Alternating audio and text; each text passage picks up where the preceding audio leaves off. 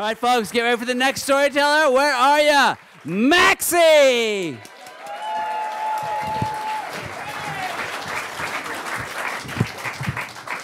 Thank you. So, in 2010, I was living by myself in my spacious one-bedroom apartment in Harlem. And I had the place all to myself. And I used to walk in the door sometimes and I would say, "This is all mine." Later that year, I became a father. And then 3 of us were living in there. And then at a certain point, one day I said to myself, hold on a minute. This is not all mine anymore. And I didn't really care much for that. And then you see, we moved to Michigan, and I specifically bought a second car. And I said, okay, this is my car, and that's your car. I didn't say that out loud. I said it to myself. See, I was a really selfish guy, but not out loud.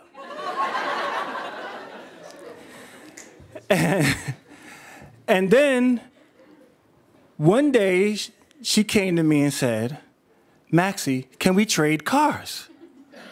And I was like, "Why?" She said, "Because I need the SUV, I need more room." I was like, "All right, take the SUV." Then I said to myself, you know what? You keep the damn SUV, and I'll drive the other car. I said that to myself. I didn't say it out loud. Then when I got tired of driving that car, I bought another car. And I said, okay, I'm going to get a minivan. We need a minivan. And I checked with her. I said, what do you think about a minivan? She said, I don't like minivans. I don't want to drive no minivan because minivans are for soccer moms. I was like, great, I'm going to get a minivan. And I bought a minivan. And I said, now you drive that car, and this one is mine. I didn't say that out loud. Then she starts coaching basketball. And one day she needs to transport the whole damn team. Maxie, can we trade cars?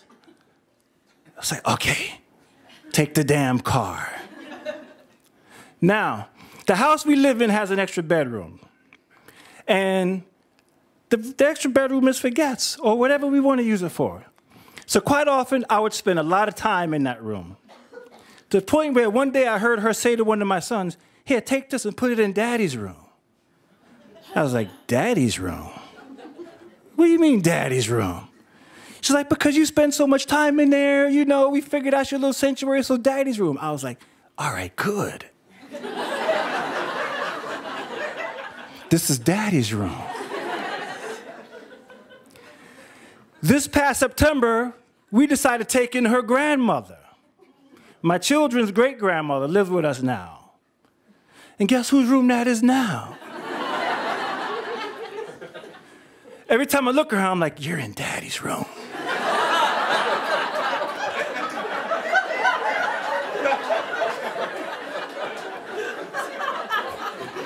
Grandma. I don't say that out loud.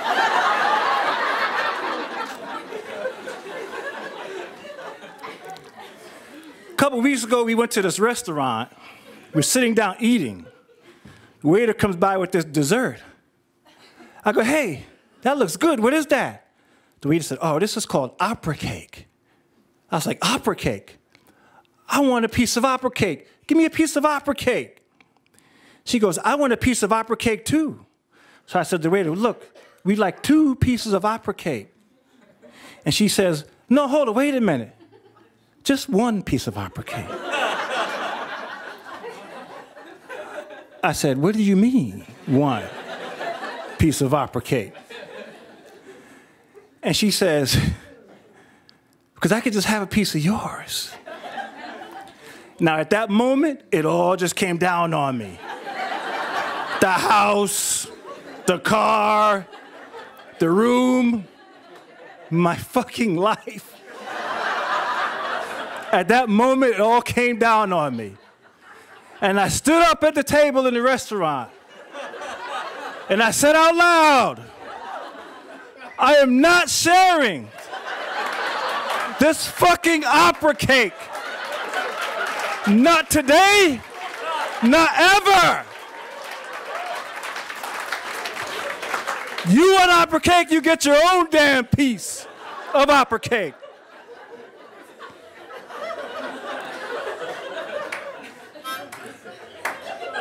My 7-year-old son was sitting next to me. He goes, Daddy. And I looked at him and said, what is it, son? And he had this look like, what the fuck is wrong with you? But he just didn't say it out loud.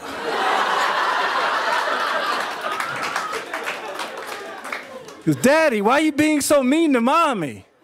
All she wanted is a piece of your opera cake.